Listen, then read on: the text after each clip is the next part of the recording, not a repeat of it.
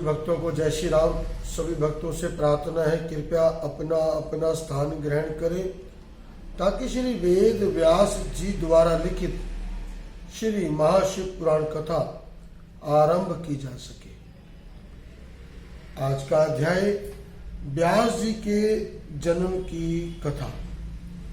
आज का अध्याय व्यास जी के जन्म की कथा और आज दिनांक 22 जनवरी 2023 दिन रविवार। सभी भक्तों को जय श्री राम। व्यास जी के जन्म की कथा।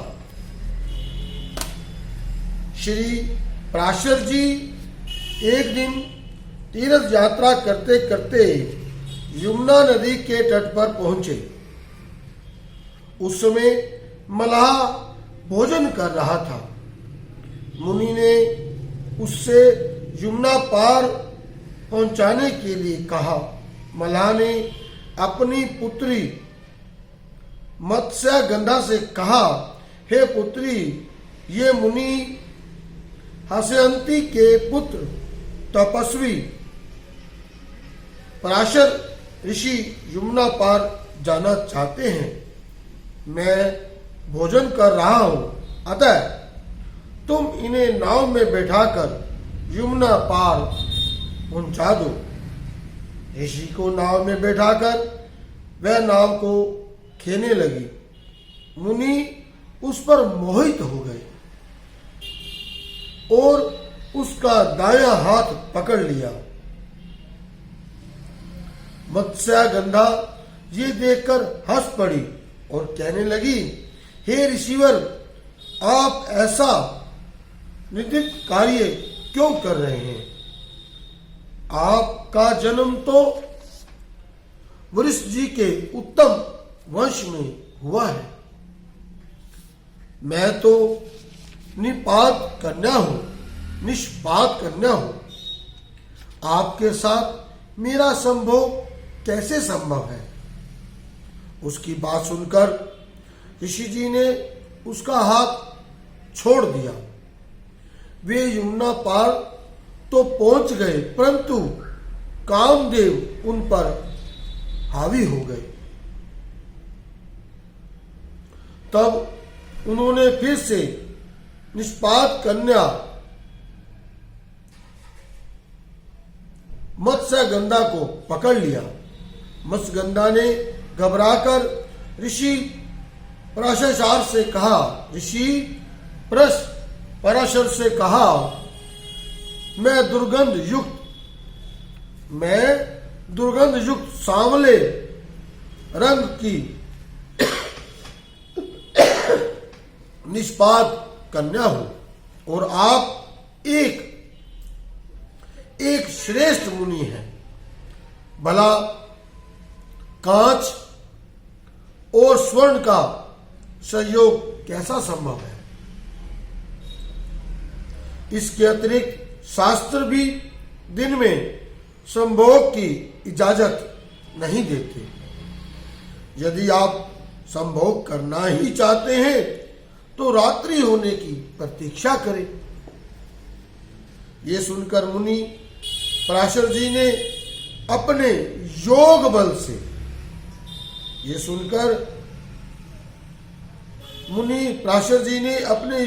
बल से दिन में ही रात्रि के समान अंधकार फैला दिया और उसके साथ संभोग करके अपनी तृष्णा शांत की। मत्स्यगंधा लज्जित तथा आश्चर्य में डूबकर उनसे बोली, हे मुनिवर, अब आप तो चले जाएंगे, परंतु मेरा क्या होगा?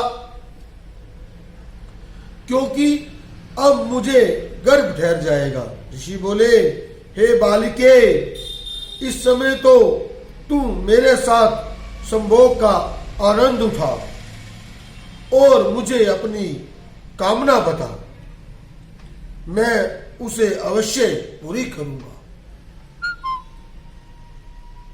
मेरी आज्ञा मानने के कारण तू सत्यवती कहलाएगी।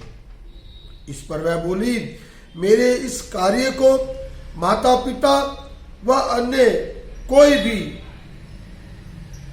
न जान सके।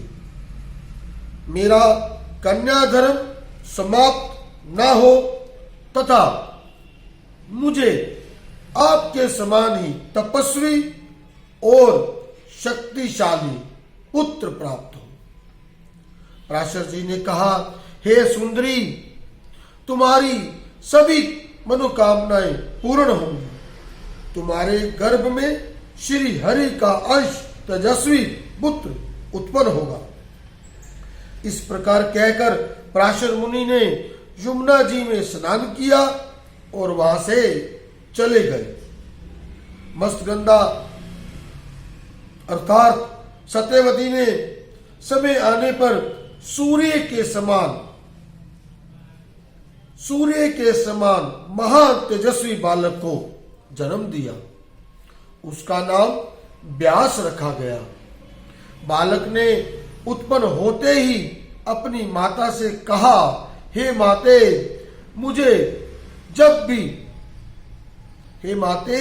तुझे जब भी मेरी आवश्यकता पड़े तो मुझे याद करना, मैं तुरंत आपके पास उपस्थित हो जाऊंगा।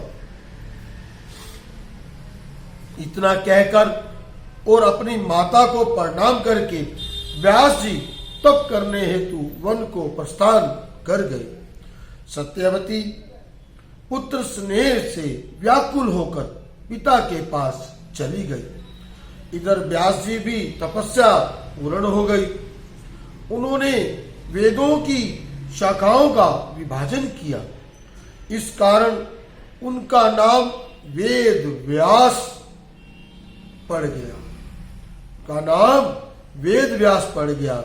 अब वेद व्यास जी तीर्थ यात्रा तथा पिंडदान आदि करके शिवलिंग के विषय में विचार करने लगे कि कोई ऐसा सिद्धि देने वाला लिंग हो जिसकी आराधना द्वारा सब विद्याएं प्राप्त करके पुराण रचने की योग्यता प्राप्त कर सकूं। वे ध्यान मगन हो गए। कुछ समय पश्चात उनका ध्यान टूटा तो वे बोले, मुझे ज्ञात हुआ है कि धर्म, अर्थ, काम, मोक्ष प्रदान करने वाले इस अविखंडक महाक्षेत्र में मध्येश्वर शिवलिंग स्थापित है। इसके अतिरिक्त काशी में और एक ऐसा शिवलिंग नहीं है। और कोई ऐसा शिवलिंग नहीं है। ये लिंग सभी की मनोकामनाएं पूर्ण करता है। इसलिए मैं इसी लिंग की पूजा करूंगा। इसके कारण मैं भी पुराणों का निर्माता बन जाऊंगा। ये विचार करने के बाद, गंगा स्नान करने के बाद वेद व्यास जी व्रत करने लगे।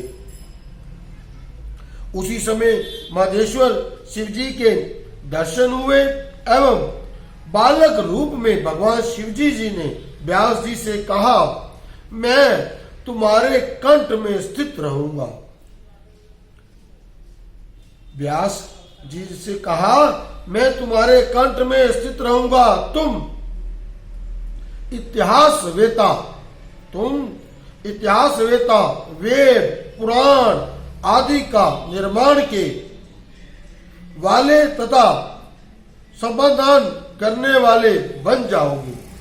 इसके बाद वेद व्यास जी ने शिवजी जी की कृपा से ब्रह्मा, पद्म, विष्णु, शिव, भागवत, नारद, मार्कंडेय, अग्नि, वेदव्रत, लिंग, बराह, स्कंद, कुरम, मत्स्य, गरुड़, ब्रह्मा, वामन, ब्रह्मांड, भविष्य, इन 8 पुराणों की रचना की। इस कथा के श्रवण से समस्त इस कथा के श्रवण से समस्त पाप नष्ट हो जाते हैं। श्री राम जय जय राम, श्री राम जय जय राम, श्री राम।